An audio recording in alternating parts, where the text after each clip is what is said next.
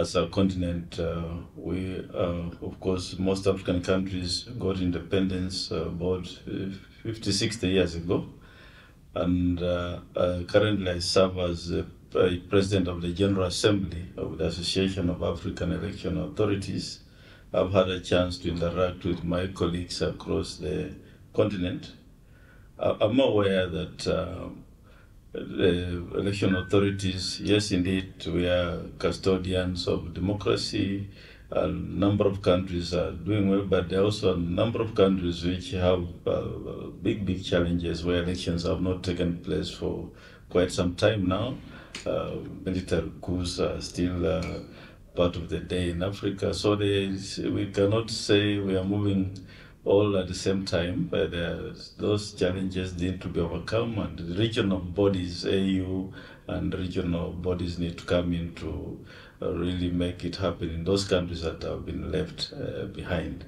However, as President of the General Assembly, I believe that we are on the right track, and most countries, and that speak for Kenya, where I'm the chairperson of the Electoral Commission. I believe we have made major strides in moving the election management body forward. One thing that must be done is to have election management bodies as independent as the constitutions of respective countries provide, and not only just independent, but be seen to be independent. And to me, that is the most important thing. Do the work with integrity, provide a level playing field for all the candidates, irrespective of which candidate. We must be fair to all the candidates. And as you put it, we must be professional in what we do. If we all do that, then elections will be free and fair and will be acceptable by all the participants in the elections. So I think Africa has made strides, and I recently went to the US last week to observe the midterm elections. Of course, that is a mother of democracy, but I think we are on the right track as far as election management is concerned.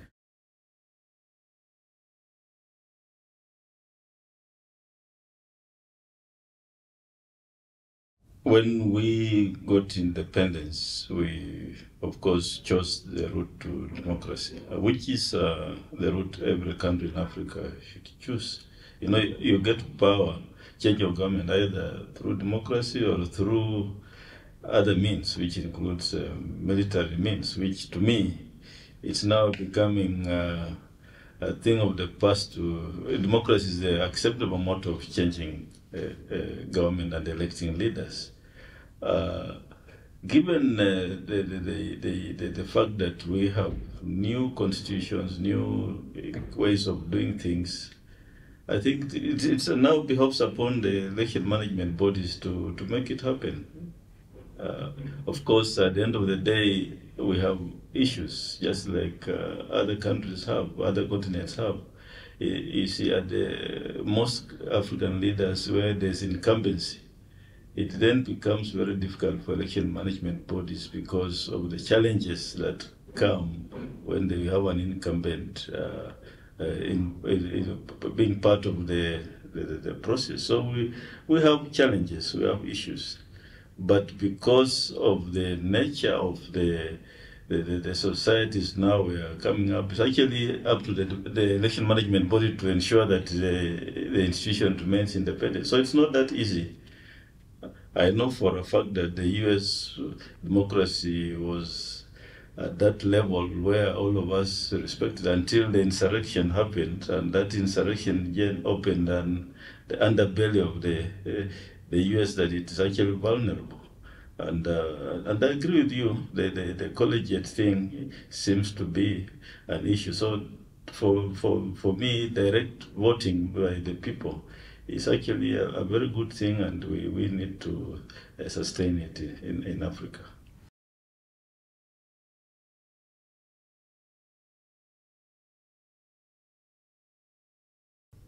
Yeah, thank you for that question, and I think you speak for also the IEBC, where I am the chairperson. Funding, of course, is critical. Funding needs to be provided throughout the electoral cycle. Most of the commissions, and including the IBC, for example, for the last election, we were funded in the election year only. We got the funding in the election year. All the other previous 4 years, we're only getting funding for purpose of the operational costs of the institution. But for election funding, it came in the last year. Now, what does that mean? The electoral cycle runs throughout the 5-year cycle for us in Kenya, because election comes after every 5 years. So we have programs then that cannot be implemented. For example, voter education, registration of voters, and all key pre-election activities then don't happen.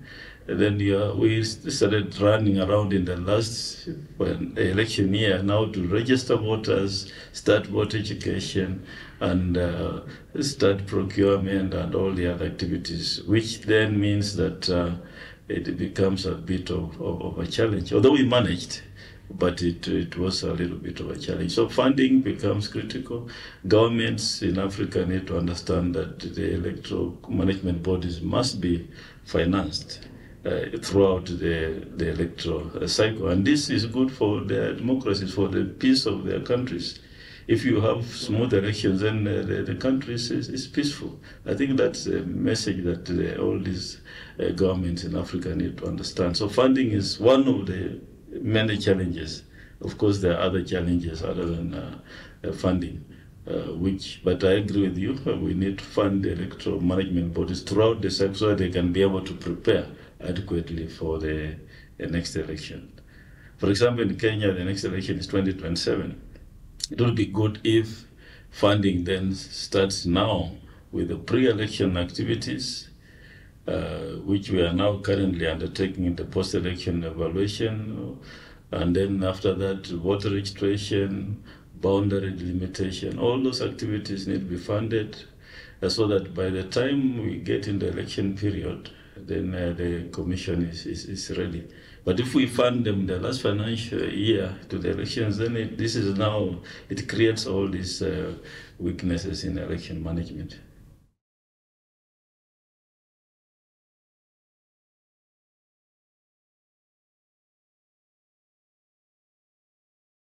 Well, that's a good question. I believe having served as a private practitioner for many years, over 30 years, I decided that I need to serve my country in a public office, and I think that's what made me join the commission.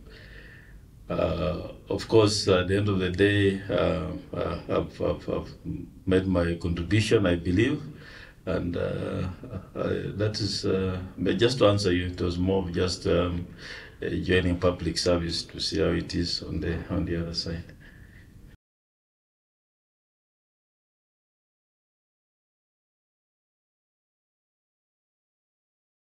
Well, it's not about richness. In fact, what I earn as a chair of the commission, I think I was making more money as a private practitioner then in law in Nairobi. And I believe public service is just making one's contribution to the country. On the issue of inspiration, I believe this is a matter I discussed with my family.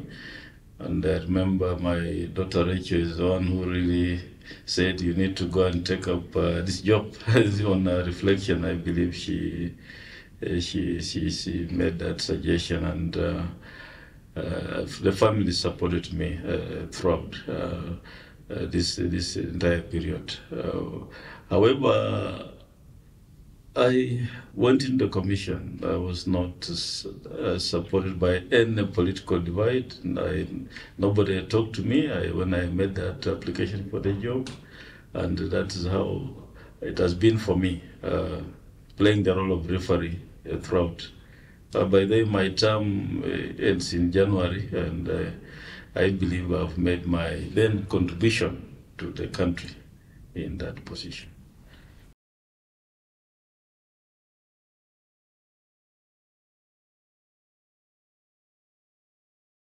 I joined the commission in 2017, barely 6 months to elections. We found most of the things had been done by our predecessors in office, and then 2017 came, it had its challenges. Immediately after 2017, started preparing for 2022. What did we do? I and my team then embarked on institutional restructuring.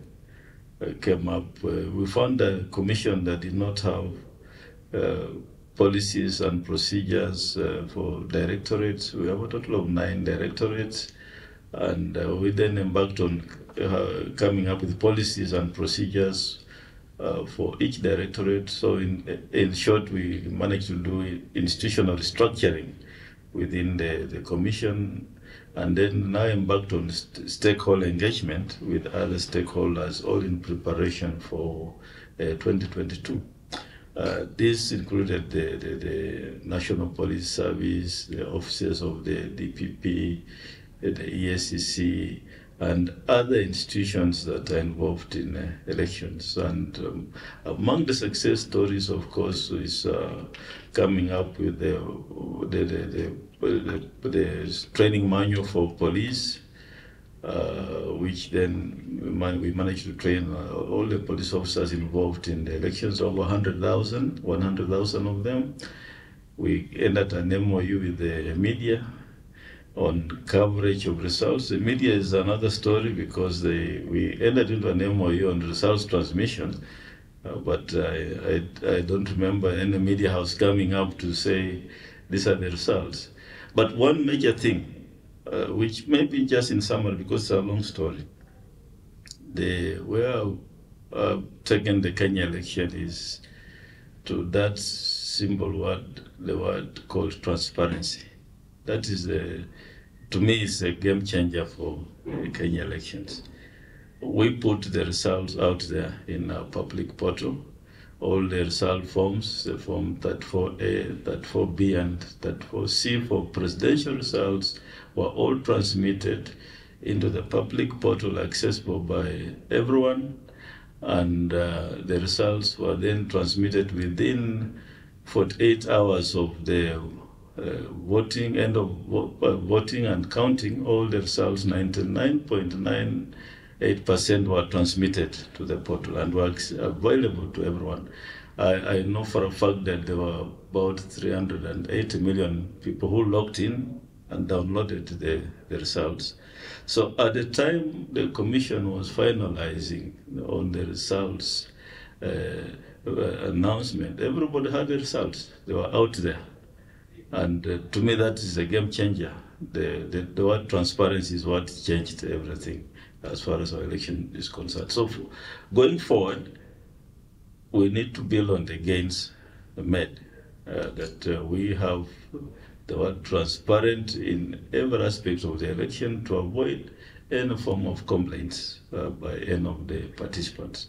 And for Kenya, I think if we do that, we shall move the commission to that level where it ought to be.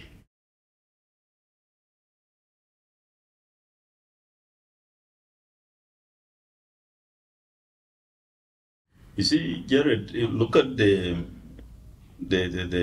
what we went through in Kenya. The results were there. In terms of transparency, the result forms were in the portal, but still there were petitions filed in the Supreme Court. I think a total of 9 petitions on all manner of allegations, which again the Supreme Court found to be unwarranted and dismissed the petition. So what really happened here? Just maybe in a nutshell to go into what we did, there are a lot of other things went into the preparation. So it's not just the results. Of course, the election is the register of voters, which we cleaned up and shared with the political parties. Election is about the process. For example, I'll tell you one of the things that causes rigging in elections is vote stuffing. I think that is, it is one of the issues that then what did we do about that? We made sure that we print ballot papers equivalent to the number of registered voters. So there are no extra ballot papers. So with the 22 million ballot papers we printed, it was equal to the number of the registered voters. And we made sure that for each polling station over the 46,000 to 29 polling stations, we then gave a ballot paper with the equivalent number of voters in that polling station, so that there are not many extra ballot papers that could then be misused. And in that, those ballot papers were then bound in a booklet, small booklet. So it made it difficult for anybody to introduce other foreign materials into the polling station. So that then was cured. Then we had the issue of results transmission. We installed what my team calls a military grade portal, which then there were many attempts on to penetrate it, but they were all unsuccessful. So the entire process, we made sure it's above board and there was no breach. So all I'm saying here is that there will always be complaints. The loser will always complain. But if the process is transparent, and remember the political parties, the candidates, we encourage them to have agents at every polling station and give agents copies of the results. So they had the copies of results. We have results in the portal. We had our systems available for scrutiny by the Supreme Court. The Supreme Court scrutinized, and we did vote counting for 5 polling stations which were identified by the petitioners, and they were all 100% correct. They inspected our transmission equipment, and they were all 100% in order, but still they complained. So I think maybe complaining is normal, but the issue is there evidence of malpractice? And for an election management body, the most important thing is to be transparent in all the processes. And with transparency, I think nothing can go wrong. And we did it in 2022 in Kenya. We need to build on that for future elections. But it's 2017 then processes, and that's why I took you to the process of how we managed the elections in 2022. A lot, of course, we learned in 2017, and we were prepared, and we prepared better for 2022.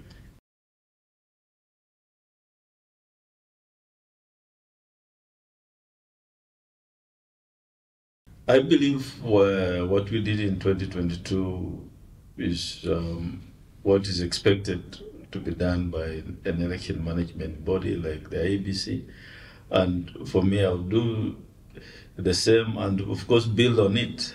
I'm currently working on my end of assignment notes, and I believe those success stories must be taken up by those who will come after me, and they need to build on it. Of course, there are areas where there were few challenges, I'm sure you know a number of those areas. Then that's where we need to build on to strengthen the commission.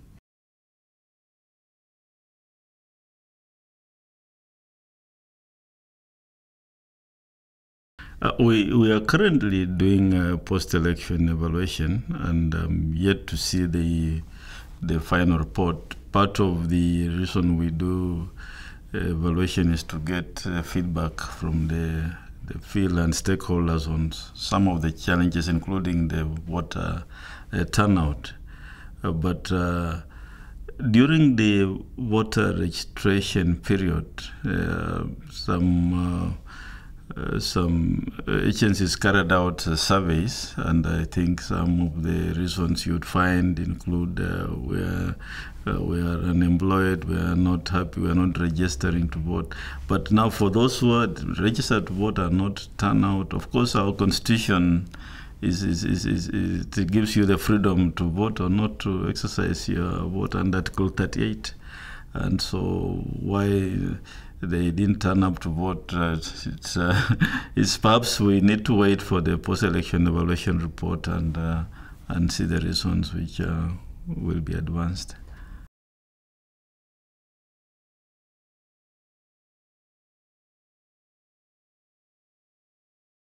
Yes, the General Assembly. Yes, President of General Assembly, of course, being members of the Executive Committee of the Association of African Election Authorities. We came in office in Nairobi the year 2021. Then COVID came in. It's quite a challenging time then, having elections during COVID.